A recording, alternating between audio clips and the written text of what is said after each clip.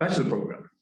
This is the list of courses that we have at our department, and so I would say this is part of the problem, is that our program basically consists of a list of courses, and so in order to make sense of the structure of the program, that makes it a bit difficult. So it's sort of like what Biggs says: if you cut the branches of a tree and then you stack them in a neat pile, and then afterwards you say, "Here, look at the tree," but you don't really see the tree; you just see a stack of branches. So, and this has some issues. How are we supposed to make sense of the program as a whole, either as students or as staff?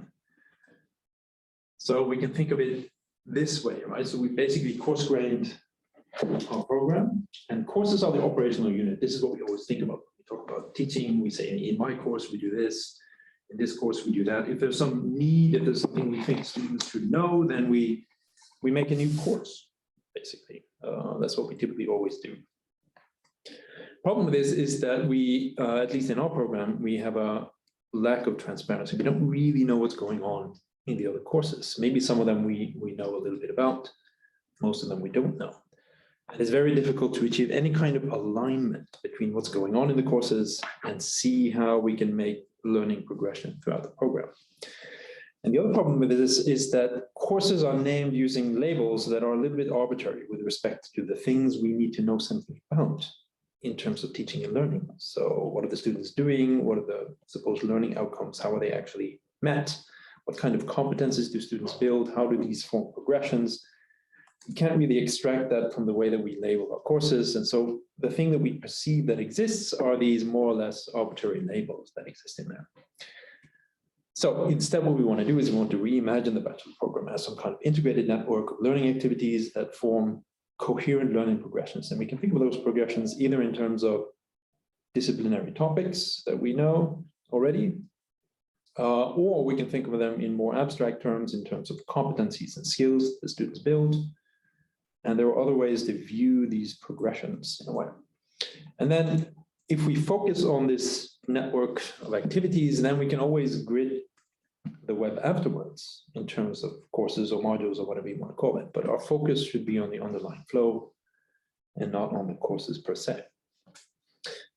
Now, in order to represent the underlying complexity, if we kind of zoom in on this web, it consists of this horrible mess that we will try to actually capture in terms of a graph representation. So that's what we're working on in focus area 1.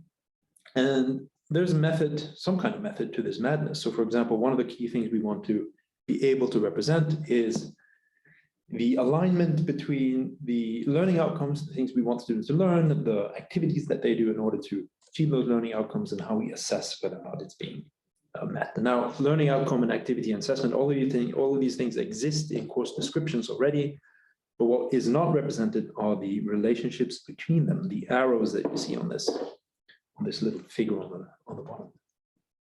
So that's what we need to actually represent.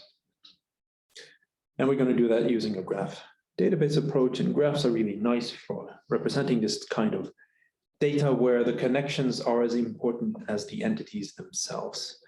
So we have nodes and relationships between nodes, and nodes and relationships can have properties. So we can have lots of data in here. And the idea is to build an actual database out of this. And then we can also have labels, multiple labels on a node. So that is very useful because then we can have activities that can be many different disciplines. So we don't have to block things into a course with a specific disciplinary label or whatever. We can just label these activities with all the relevant disciplines that are in this specific case. Okay, so the point of having a graph database is not to generate this type of mess. It's to actually capture the relevant data. So the point is not to stare at this sort of graph like this. But once we capture the relevant data in a graph form, we can run algorithms on it, and we can actually do analysis, both qualitative and quantitative analysis, and address the kind of questions that we need to be able to answer in iEarth. So looking at clustering and networks, looking at whether or not certain things are more important and have more influence than other things in the education, look at overlap, and look at paths, look at how we can form meaningful learning trajectories and progressions in the program. And those sorts of things we can do in a graph database. And ultimately, what we want is not just a big messy database, but to have a front end, an app where you can actually go in and explore the program from different perspectives and visualize it and analyze it and ask questions. So, for example, students can ask, okay, so why am I learning this specific thing? Or, you know, if I want to be a climate scientist or whatever, how am I going to work on this during a bachelor program? Is this something for me? Instructors can ask, okay, I want to make this new activity, but do the students already know this? How much have they worked on these things before? Employers can ask what kind of skills do graduates in this program possess? And the institution can answer these tricky questions like, okay, how is the workload actually distributed in the program? Okay, so for those of you interested, I can show you some more detailed information and examples of this afterwards. Thanks.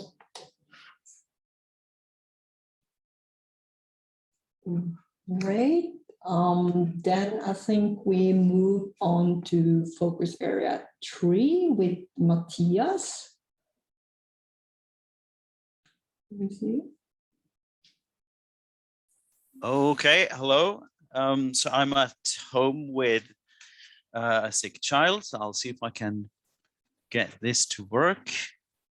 So let's see if we can share screen. Host has disabled participant screen sharing. Maybe you can add me to the list.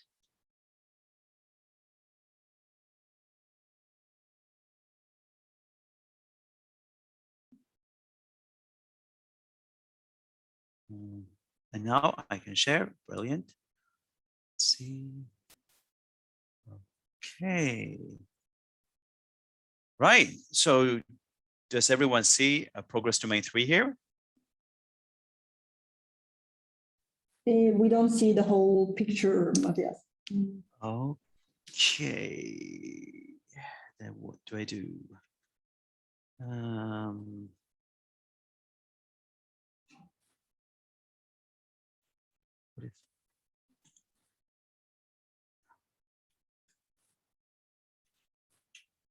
Sorry about the technicalities here.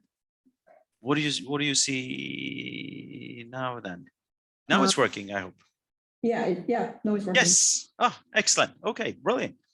So hi everybody. So Mattias Lundmark in Oslo, speaking to you from the bedroom. So progress domain 3, a learning environment for instructors. The idea is obviously to develop better teaching and learning, more learning for students, more fun for both students and teachers, and more learning for teachers too, hopefully. So how do you go about developing better teaching and learning? Well, we are focusing on 2 pillars here. So we think that the road forward is not to sit alone like I'm doing now in my bedroom, but rather to work together with colleagues and with students. And that's how we get the good ideas and can move forward. And then the second part is that we do not necessarily just have to go by gut feeling or find everything out for ourselves anew, because it just so happens that there's loads of interesting and exciting research on what works in teaching and what doesn't work so well. So by looking at that, we can take some giant steps forward and let that guide us when we try to come up with new and exciting things in geosciences that will benefit us. So those are sort of that's the background. So we do lots of stuff in progress domain 3, but it all comes down to supporting collaborative work on developing teaching and learning. So we want to have places where people can meet up and discuss teaching and learning. So places like your learning forum that I'm going to come back to, or the digital learning forum where we are now, workshops and so on and so forth, or just the coffee room, just finding places where we can talk about education. And obviously we also want to support and inspire people in doing this work. So we have, for example, the iEarth.com site, no, iEarth.no site, it should be, of course, where we try to gather material and experiences from different projects we have, so on and so forth. We want to fund our work. So every semester you can apply for funding from iEarth to develop small projects, pilots, try things out. It's up to 50,000 kroners. And we are now on our third round of funding. I think we had 25 applications this semester, and in the order of more than 500,000 kroners, I think, for development. So most of the applications will get funded, and many really good ideas. And I just looked through them really quickly, and I think that out of 25, sorry, I have a student in the field. I will need to get back to that quite soon. So yes, I think 8 of the 25 projects were fronted by students. So fantastic, students or PhD students. And then we have education research, which is starting up in earnest now with several PhD students and postdoc. Okay. One second. Roy, I'll call you back in 2 minutes, okay? Sorry about that. Yeah, so proper education research. I have put in student staff collaboration. I'm going to get back to that in a second. And course collaborations.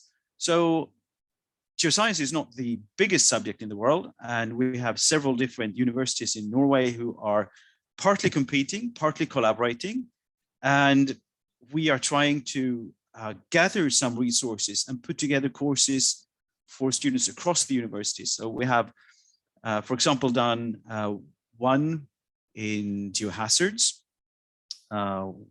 which has gone really well. And we're hoping to do more. This is an excellent use of our common resources. So we have, for example, a funding application funded by iEarth to do the same, to explore the possibilities to do a collaborative course in geochronology. And we're hoping to do stuff in our SDG courses and so on and so forth. So it kind of goes together a bit here. So I said I'll get back to GeoLearning Forum, because that's an excellent example of what we want to achieve. So bringing people together. And this year we brought together loads of people, actually. So here are the numbers for our GeoLearning forums. So we started out sort of with a pilot in 2018. And now in 2021, we've gone from slightly more than 20 participants to well above 100 participants. And this year we had almost half of the participants being students. And that completely changed the dynamics of the GeoLearning Forum. And the feedback we've gotten has been fantastic. And that part was super successful. So students and teachers coming together and talking about science education. And I put in a quote from a student. So when students and staff collaborate, we develop better ideas than if we don't speak together. I mean, it's so easy, it's so straightforward, it's so obvious when you think about it. So this year we met up in October in Oslo. Next year is going to be October again. Everyone's welcome. So don't forget to sign up for next year's GeoLearning Forum. It's going to be even better. Most likely in Bergen, but who knows? We'll see. So I thought I'd bring up one more example of this collaborative work and how it kind of fits together. So we obviously want to involve students and staff together in teaching development, and students come with lots of unique knowledge into this partnership. So they are the ones who know best what they already know, what they have tried out, what they find engaging, how we can reach them, what material is super challenging, and what other constraints, you know, they have. Maybe it's not possible for them to do certain things because of other courses, jobs, and so on and so forth. And we then wanted to bring student expertise to bear on the courses. So we are now piloting course representatives in several courses at University of Oslo. And just to sort of briefly state the case for this, so we want to get away from retrospective feedback. After the course is done, you find out what you should have done if you're a teacher. And after the course is done, the students get to tell the teacher what they thought should have been done. Why not do this during the course all the time? It's so easy to make small changes that makes a big difference for how the students and the teachers feel about the course and how much they can teach and learn respectively.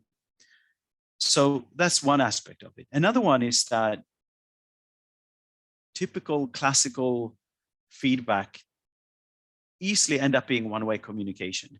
There's a question asked by the course responsible, and you know an answer provided by students, and there's no follow-up. And my experience as a teacher from reading these course evaluations, it's really difficult. There's always conflicting views. If someone thinks it was too fast, then someone thinks it was too slow. How do I make sense of this? And it's oh so easy to end up thinking, well, you know what? I'll just continue doing what I've done. Whereas if we actually sit down and discuss, it's so easy to move beyond the confusion and find out what's really going on and find new ways of doing things that can help everyone. And another thing about the course representatives that we are piloting is that they're not student representatives as such. The idea is not to set up a conflict between teachers and students. The idea is that the course representatives are a support and an asset for both teachers and students, and a bridge between the two groups. And of course, if students are allowed to get involved in the development of teaching, they will develop an ownership to what is done during the courses. And from the pilots that we're working on now, we have some super good experiences. And it's, I think, equally inspiring for teachers and students. We see lots of enthusiasm on both sides. But of course, then there are also challenges and issues when we haven't done this before. So we now want to gather all the experiences and find out how we can do this the best way, hence the pilot. And of course, then, this evaluation and development is done by students and staff together, and we have applied for funding from iEarth to do it. So I thought that was a nice example of how it kind of goes together and how we can bring all these different aspects together, discussing together, getting ideas, developing things, getting funding from iEarth, so on and so forth. So an example from PD3. So that was it for me. Over and out. Thank you, Mattias. Okay, then we move to the next one. Marius, focus area number 4. Yeah, hello, can you hear me now? Yes. That's good. I'm gonna try to share my screen and we should check if that works as well. I hope you can see my screen now. Yep. Okay, let me carry on. So yeah, welcome to this presentation about focus area 4, with the main focus on field learning and digital tools. So like Thea said, I'm Marius Jonassen, and I'm Associate Professor of Metrology at University Center in Svalbard. So what are we doing in our focus area? Well, we investigate if field activities are best integrated in coherent learning progression. So at UNIS, we are pretty much experts in field learning. So by no coincidence, this topic ended up with us. At every course we do also have a field component. And this is just an example of geology. So we have 2 departments involved from UNIS. There's one in geology and one in geophysics that I am from. The other one is testing of new field learning activities and new forms of assessing student field skills using scholarship of teaching and learning. So this very much refers to the fact that fieldwork is normally carried out and there's not so much focusing on assessing the skills or giving some kind of qualification for those skills. You just go out, sample your data, write a report, and that's about it. And there's not maybe a reference to the field learning parts in the exam either. So in this part, we would like to also look into certification of skills and give the students some kind of proof of the skills they have attained during the fieldwork. So this could also be good for employability, for example, as well, for future employers to see what skills the students have attained during the stay, for example, doing this at or one of the other iEarth institutions. Another one is investigate and analyze effectiveness of technology-enhanced field learning. So in modern days, we use more and more technology. Of course, what we do now, Zoom is one example of that. Relating to field work, we will investigate the use of, for example, virtual field trips linked to digital outcrop models or digital models of field sites and so on, and look into how that can enhance the learning outcome for the students. So who are we? Well, Maria Jensen is our contact point at Tunis. She's a contact point being the head of department for geology here at Tunis. Then there's me, I'm education chair, as well as being leader of the focus area 4. Then with us also is Mark Furs from Arctic Geology. He's acting as education chair. And last but not least, Rafael Horota, who's our PhD student. I'll get back to his work shortly. So Mattias mentioned iEarth project grants, and they're very much key to actually doing the work related to our focus area, in addition, of course, to the work we carry out with our PhD student and ourselves. So I have some examples listed here of activities from last spring or this year, which has been carried out through the project. So we had 4 grants accepted, and one of them had to be withdrawn, but the other ones were carried out and are largely finished already. And you can see the list here. So one was connected to making digital elevation models of glacier fronts and forefields in the changing Arctic.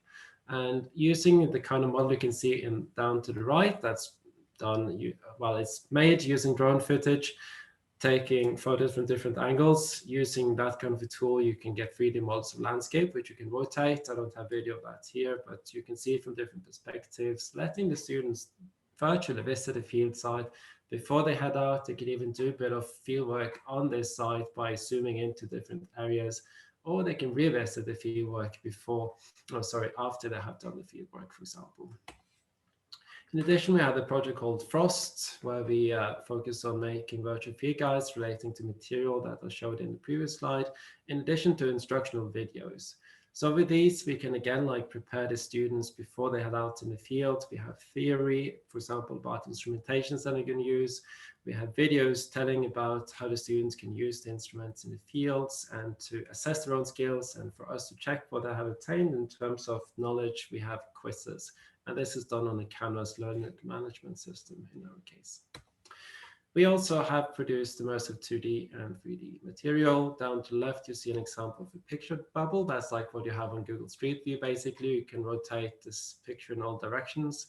You can also add teaching material, so the students can click in different boxes, get text boxes about different parts, for example, of the geological landscape and so on. And down to the right, that's just another digital elevation model. We also have a project going on creating teaching manuals for field assistants in geosciences. So field assistants are typically just, I don't know, a PhD student of a professor doing fieldwork, and they just get told by the professor how to do the fieldwork. And it's pretty much learning by doing. So with this project, we would like to formalize the process a little bit by providing the students with material, or the teaching assistants with material on how to do the best job as possible, and thereby enhance the field learning outcome for the students. And then to the PhD project. So Rafael, he started with us in April. That was a big goal for us to hire him, so that's done. And he's basically spent a lot of time now getting acquainted with fieldwork in Svalbard, and also has collected data for his PhD project relating to virtual field trips and so on. So he's attended a total of 5 field campaigns here in Svalbard over 39 days, resulting in more than 6,000 images, a lot of 3D models, and also panoramic images that I have been referring to in my previous slides.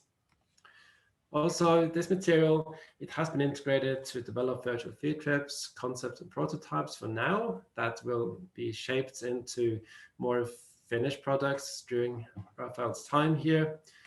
And we also have his background from Moses Labs. So before he came to UNIS, he was working for lab working on virtual reality tools. So this is just him showcasing how he is using this kind of a tool. So in the example here, you can see a video of just landscape in Longyearbyen, but superimposed on that, you have a landscape of the bigger area. And in addition, you have different types of learning materials integrated into this.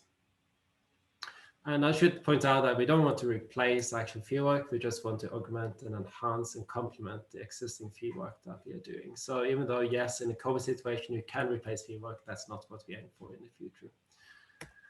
And then as part of his PhD and also as part of our field focus area, we have a field learning baseline survey that we will carry out. We are working on the questions, and this will probably be launched sometime beginning of next year. And we will aim it mainly first starting with UNIS and then go to the iEarth partner institutions. So we want to understand how field learning is taught in Norway and how different digital technologies are being used to enhance the field learning in a classroom setting. And that's it for me. Thank you, Marius. And then for the last focus area, Iver, going to present his focus area number 4.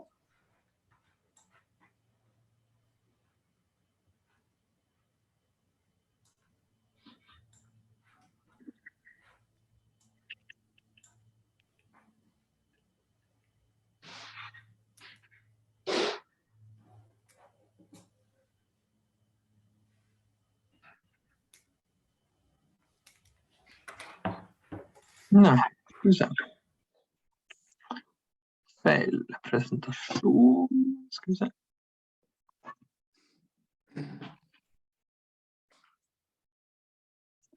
Denna. Ska vi se.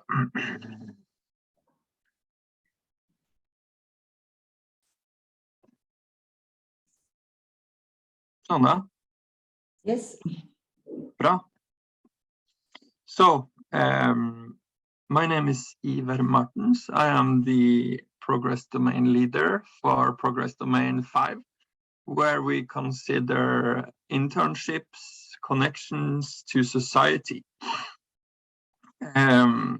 Within this work package, we aim to increase the contact and communication between higher education and societal needs. We want to do this through collaboration through education, where we aim to bring the future students closer to the core of what they will be doing when they finish out from our universities.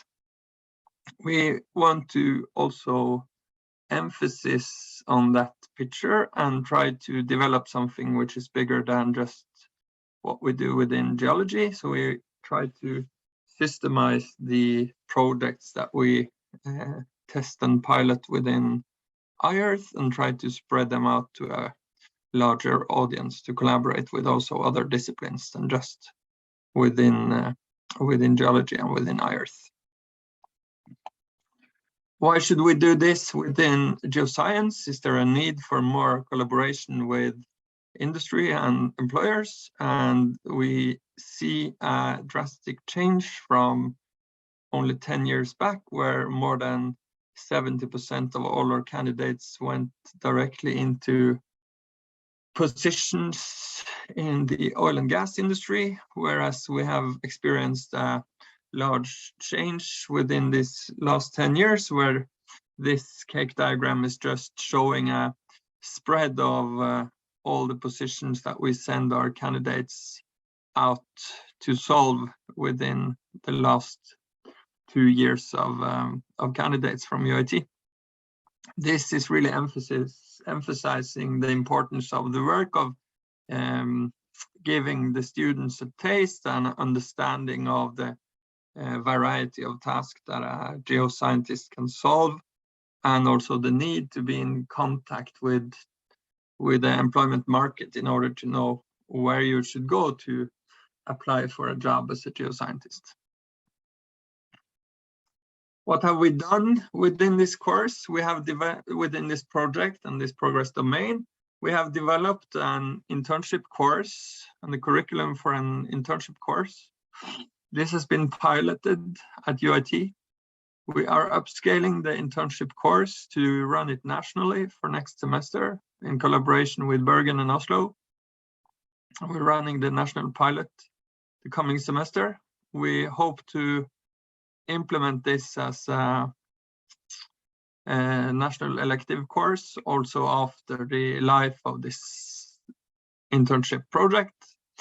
We are currently working hard to implement as many stakeholders into the portfolio of this project as we can.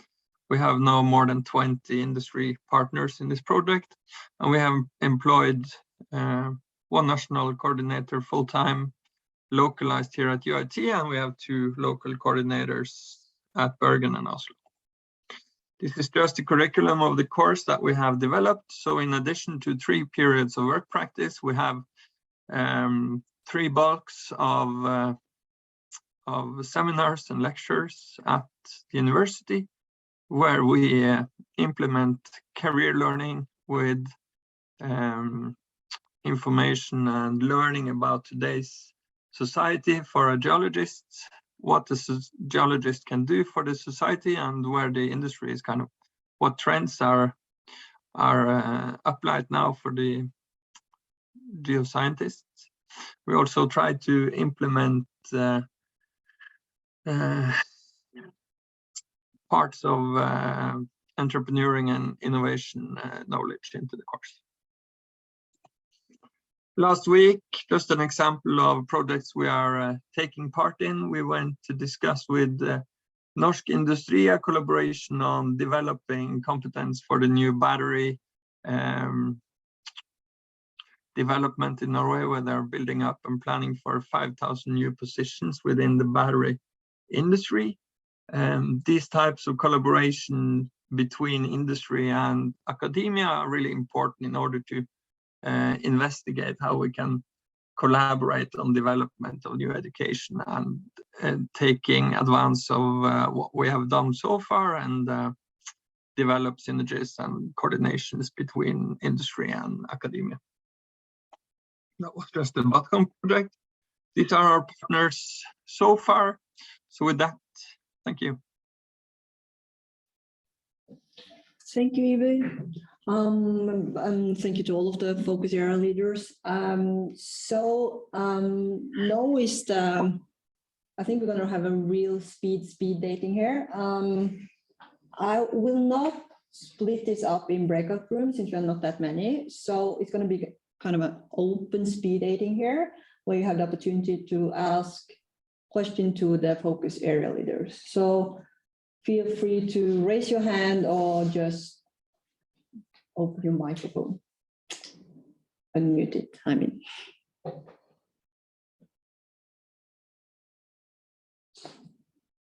Oh, here's a clap. And a hand. Henk? Yeah, sorry about that. That was the wrong button. Thanks for all the presentations. That was useful for me. I have some questions about the internship course that's running here in Bergen next semester. I know it's running, and I have students told me that they want to take it, but can you give a little bit more information on who is responsible and what is going on in that course? Should me or you Iver take that? I think if it's a Bergen question, then it's more up to you. Yeah, it's kind of now it's a mix between me and Jan Magne. He's a coordinator of the course, and he's going to be that for the spring at least. But we also have Benjamin Robson, who is the course responsible. So yeah, the 3 of us are gonna like run up the course this spring. And that is for third-year bachelor students only, right? Yeah, and I also think it says in the course program that they need 60 points of geology or something like that. I can't remember the exact points here, but yeah, there's most of the third-year geologists or the geophysicists. And first-year master students, can they take the course? Not at the moment, but it really depends how many applications we get into the course. So I wouldn't just say no, but the thing is, it most for the third-year bachelor students. But of course, a first-year master person can apply, but I can't make sure the person will get the course. Okay, good. Yeah. But if there's any student that comes to me, then I can send them to you. Yeah, do that. And we just don't want too many students the first semester we're running a course. So no, I understand. So, but maybe later we can be more open, I think. I think here in Bergen, we're going to have like 10, 12 students this spring, and last, or maybe like next semester or the next semester again, we're going to probably extend it. So then, but this year we're going to have like less students. Okay, yeah, good, good, thanks.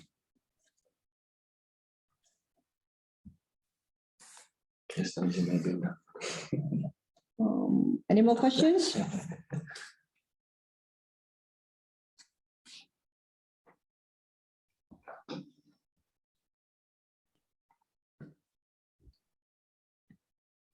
Our leaders would like to ask some questions to each other. Yeah. No?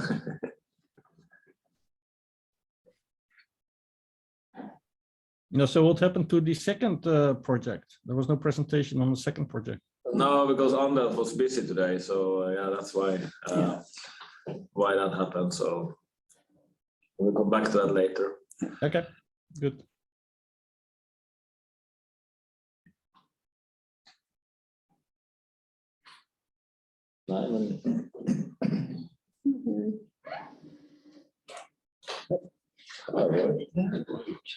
But there are no further comments or questions. You should just reach out to the focus area leaders and ask if you were interested in some of the presentations here or some of the topics they mentioned. They're gladly to answer your questions. But thank you all for that participated in this digital learning forum, and see you next week. I think that's the last one actually. So yeah.